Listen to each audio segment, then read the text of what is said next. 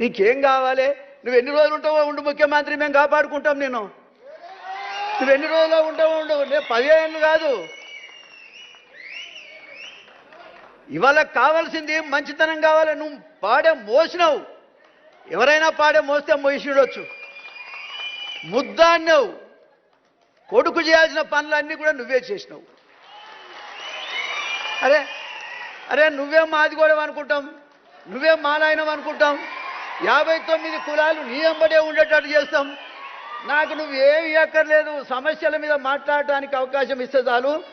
నీ వెంబడే నాకు 70 ఏళ్ళు వచ్చినాయి, షుగర్ బాగుంది, ఎప్పుడు పోతున్నా తెలియదు.